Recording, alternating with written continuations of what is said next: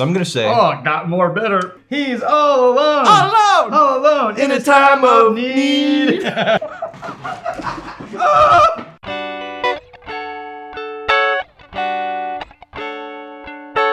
Welcome to the Whiskey Tribe. Today's all about proofing of the whiskeys and then like the profit margins that distilleries have going on. Now before we get started, we got Super John. Hey! If you hear noise in the background, he's finishing up in the distillery. So He's doing actual work. Yeah. Whiskey proof, Daniel. Whiskeys, these come in proofs ranging from 80 proof, which is 40% alcohol, all the way up to, what are you gonna get on the higher end?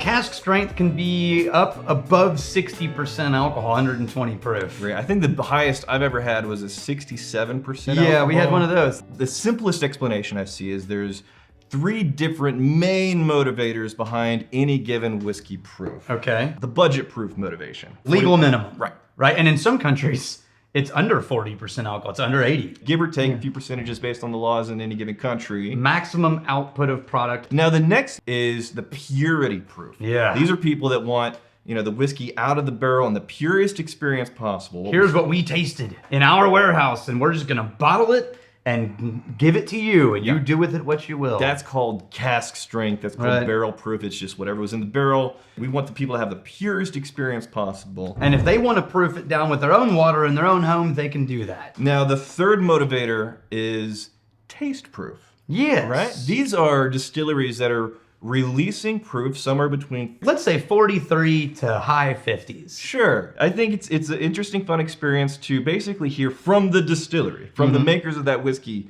where do you guys think this whiskey shines, where it's at its best? I know this is heresy for a lot of people. Well, the purists will say, I want that journey for myself. Don't take it away from me.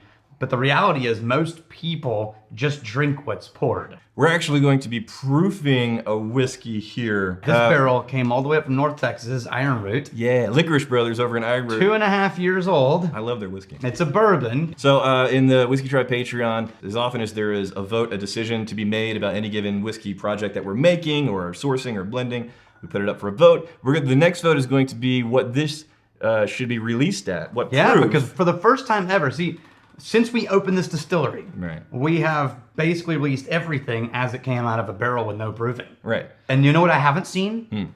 People giving us tasting notes on the various proof levels. Well, that proves my point that if you really want someone to explore a whiskey at different levels, you've got to release it at different levels. Well, there's that, right? But at the same time, like the people that are serious, they're hardcore, they got the little glass droppers. That experience is a very, very imprecise experience. Yeah, and it has more to do with like I added some water and here's the notes that were opened up. Yeah. But it's not about like at 53% it does this. And this is one of the most interesting things about whiskey, right? It changes a whiskey at 80 proof, budget, 40% minimal amount of alcohol. That compared to the exact same whiskey at a cask strength proof, different animals. And as you get into whiskey communities deeper and deeper and deeper, you find this almost like beer and hops. You find this directional shift to hotter and hotter proof and higher proof preferences. Yeah. Even though that's not necessarily the end-all be-all of good whiskey. Let's do this. Let's figure out what do we think is the best taste proof for this Ironroot. This is a 2.5-year-old, 95% yellow dent, 5% bloody butcher corn. Okay. In a wave stave ISC barrel in North Texas. 4 options. What do we go? So here's Cask. That's the original. Do things. This is 125. Okay. This one's 120. Right. This one's 115 and 110. Okay. So all the way down to 55% alcohol. Sure. We have a nice little distillery tool, an Anton Par, which we can take a little sample of anything. It can give us an exact alcohol content reading. Yeah. We know what it was. Emma did the math, added the appropriate amount of water. I'm gonna nose first and then pass it over. Okay. Did we get anything at 80? No, we could make one at 80 though. Make one at 80. Okay, so we're getting... Dude! 80? You nailed it? Dude, 80.25. Yeah. One shot, that's... You mathed real good. That's pretty right on. He mathed real good. Okay, you ready? I gotta give it to him. Okay. Let's get you, we're just gonna split this. I've never been so excited about a 40% whiskey. Well, I am actually really interested because Ironroot doesn't release a 40%. They don't. So I'm curious as to what would happen. Okay, it's definitely thinner. Yeah. and lighter on the nose and not as much dense It's like like- this. It's a third the amount of flavor and potency on that nose there. And yeah, the palate lost all the sugar and brought all the tannins to the top. Right now, it's just kind of a black tea and honey. Yeah, but the honey and on the palate, there's no sweetness anymore. It's all tannin and bitterness. Oh, the barrel shows up for real. Yeah, it's pure barrel, little bit of black tea, Well, but like if you squeeze the tea bag or Right. use it too many times. So I think them releasing at the higher proofs. That's wise. That's where you get all the interesting things to show up. Okay, keep those in order. You gotta know. You gotta keep track of your own order. You know, there's. Yeah, but I want to do one of each. Otherwise, you want your own? Yes. You're so greedy. Said the guy holding the glass with all the whiskey. Yeah, I was hoping you wouldn't notice. Oh. Whoa, it's still hot. Man, it's the. It's still coming in at like roses and molasses. Yeah, the and molasses and black tea. Oh, It's and then very pretty. almost perfumey with those flavors. This is the most perfumey at this proof I've ever tried on Ironroot. And this is a 55%. 55%. Okay, so now we're gonna move from 110 to 115. Okay. We're just moving up in increments of 5. Do you think that's a meaningful enough difference to be able to taste it? We are about to find out, my friend. All right. We're dialing in here. Dialing in. Okay. You know what? Ooh. You know what? It got less spicy on the nose. It did. I was about to say the 110 smells. The 110's Smells- nose is magical. It smells spicier and more present than the 115. Even though 115. Yep. 114.8. Emma nailed that one. Wow. I find more barrel on the tin though. The tin. Yeah, there's more barrel spice on the 10. But how about the palate? The 115, it's definitely more aggressive on the palate. I get more aggression out of the 110, which is counterintuitive. I get more of the Okay. barrel. More of the. I agree on the lingering finish. Yeah, but in the mid palate, the barrel ding. this has a little more oomph to it. I still like the 110 better. It's taking a 120. We're going to 120. It's getting almost It's a little getting more and more dense. more dense, but also there's a little bit of the richness is concentrating so much. It's almost getting a little bit of a buttery character. I was gonna say there's like it gets creamier on the nose. Yeah. I still think that 110 is a livelier, ever-present nose. This is getting more subdued. Oh, but the taste is good though. It's definitely crossing into hot It territory. is. Yeah, no, 60% is for real. That's as hot as just about any cask strength you're ever gonna find on Very the market. rarely will you find whiskeys that get higher. You need a proof. water? All right, I got you a water. Wow, that's a really low proof. I think they probably went budget on that.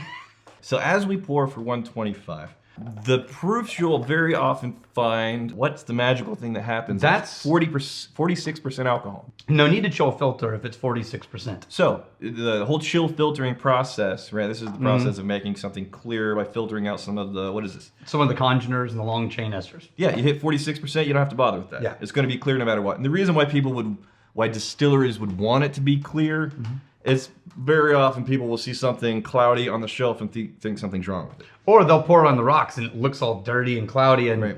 Can I tell you 125 on the nose is still dense and not that lively. Right. But the palate turned the corner, stopped getting aggressive, got pretty again. At 125. Well, it's blowing my mind right now is the 110 Still holding up. on the nose. Yeah. That's the most lively on the nose. So No far. comparison, the 110 nose is still winning.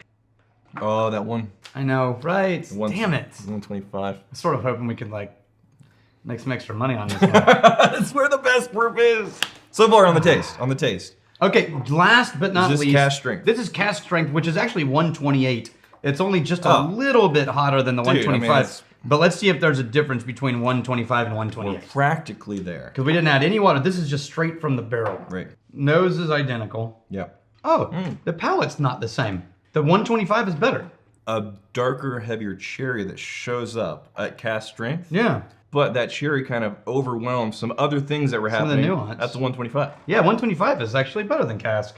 Shockingly enough. Yeah. I mean, it doesn't lower it by much. Now let's go all the way back to 110. Right. Man, I'll be damned if that 110 still isn't a really lovely whiskey. The 110? Yeah. So the nose is very well developed and present. So much better. The palate, there's still a tremendous amount going on. Yeah. But I don't know that it compares to the 125, Yeah. but it's still a standalone, delicious. I say we throw up the option 40%, we don't want to mess with that. 110, 125, or cask strength. Yeah, those are the three. You want some water? Yeah, I do need some water. I get it? Oh, it's perfect. That's very refreshing. Nailed it. I'll tell you this right now.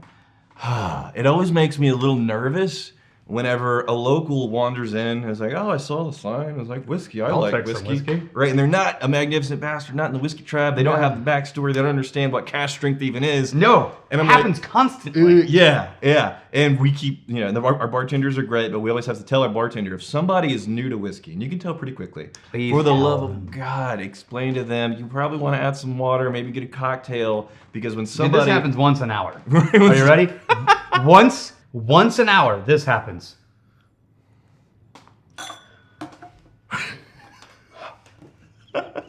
Oh, it's good, I think. Right. Right. Yeah. Right. And then they start this whole moment of like, do I look like an Alice? Right.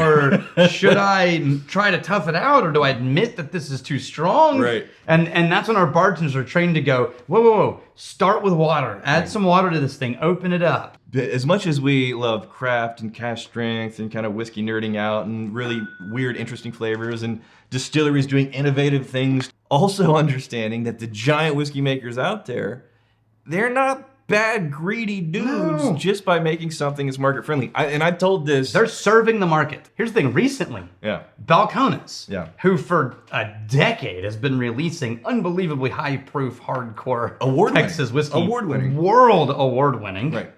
Recently created a bourbon called their pot still bourbon, and released it at a low proof. Yeah.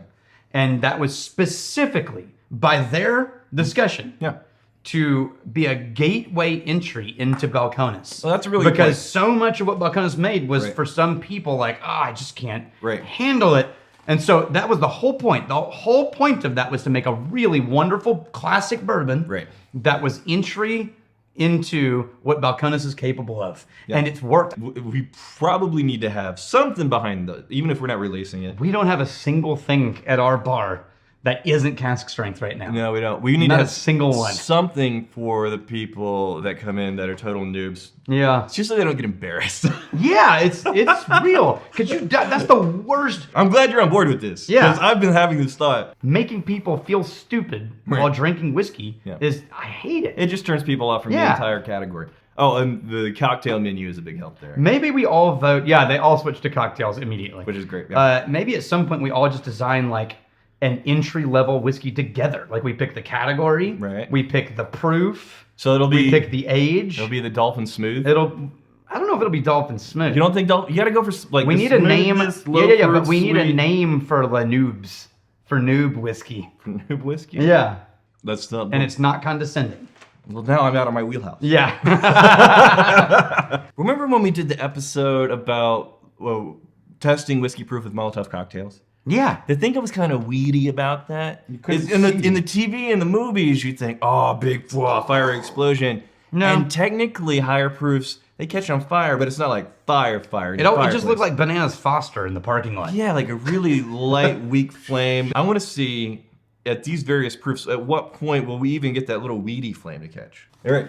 It's very dark, right? So we turned off the video lights. The reason we're doing this is the original definition of proof. Right. How you proofed a whiskey. Was to find out whether or not it's the right alcohol content. Yeah, so you add it to a pellet of gunpowder. Okay. And if it doesn't catch on fire, it's too low. If it does catch on fire but burns with a hot white flame, it's too high. It has to burn with a light, nice blue flame, and now it's proofed. Let's start with 80. Yeah. That is a negative. It caught fumes. How about 90? Yep. 90 proof. It stuck for a split second. Yeah. As soon as the fumes were big, and then it went out. Yep. Now we're going to 100. It hung. Yeah, just for a second. It's still just eating off fumes. There we go. It's lingered. It lingered. So that's 100 proof? That's the bare minimum. It'll barely hold on right. Okay, so let's do this. We know that works. Let's switch to 110. And let's compare 110 so this to cask strength. Let's see which of these whiskeys is going to crack the glass first. On your mark. Get set. Go. Ah! There's a split second delay. Oh, it's going. It's going. It's burning off. They look pretty even. I can feel the heat coming off. I know, it's really going, isn't it? See, we do have a table full of high proof whiskey. We really do. This wasn't the best idea. Oh shit! Yeah, you probably want to move. Okay, let's move those. Now, yeah, we don't have any whiskey in the back room, so other than this table full of whiskey, this is empty. Damn, dude, these glasses are hanging on. Burning like a candle. Look at that. That stuff is not messing. It's romantic. I mean, it's pretty, I guess. It's. I think we're alone now. There doesn't seem to be anyone around. We should taste it. After this is gonna be so hot. No, we get like. Should we put it out before the glass breaks so we can taste it? No, we'll lick it off the table. Oh god. But again, if we had the lights on, that blue flame would be almost impossible to say. Yeah, this one's really pretty. I feel like I want to pull up a recliner and an old book. Mm-hmm. By the I'm imagining it right now in my mind palace. So, I mean, the heat coming off of this. It's warm. I don't think those glasses are gonna break. I think they're too tough. Maybe we should sell whiskey lanterns. We could sell we could sell vodka lanterns. And we'd be That'll be doing the the motto. world a favor. Yeah, we're doing a world favor. We're creating vodka lanterns. Now it is. Oh, this one went out. That's out. That is done. Finally. Okay, All right. it didn't break the glass. It did not. He's going the distance. He's going for speed. He's all alone. All alone. All alone In a time of need. Still going. Still going. Yeah. That's value right there. That's you pay for. Oh, it's done. Okay, right there. That's with the towel. Don't touch it with your fingers. You're dumb. You're a dumb man. Ah! All All right, I'm gonna start with this one. Let's see if this thing is enough thickness Yeah. to not burn. Ooh. Oh god. Ooh. Hold on. That's cool shit. You catch that on camera? Oh, look at that. That's some whiskey smoke. It was boiling now because the alcohol's all burned off. Okay, so Okay. That was 110. This is cask strength. this actually looks pretty cloudy. It smells really weird. What? Oh, Furniture polish and potpourri. furniture polish and then like Engine oil. yeah. When you're cleaning an engine. Ah, raspberry potpourri with some old lady funk. Yeah. Man, Nothing and then wood bitterness. wood is the primary thing. Yeah. So I'm gonna say Oh, it got more bitter. this is Oh. exactly what I imagined potpourri tasting like. Yeah. Right? Yeah, totally. Right? There's If you just went and ate a bowl at potpourri. Pier 1. Yeah. Let's try it on the rocks. Because right now this is warm, which is making it even more weird. Oh, we just cracked that. Mm-hmm. That warm whiskey. Better that than the glass. Now it's just wood water. Let's test it really quick. Do you need more? My eye! My eye! What's wrong with you, my eye? Ah! Daniel's not allowed to shenanigan anymore. Yeah. We bop and pretty hot and as happy as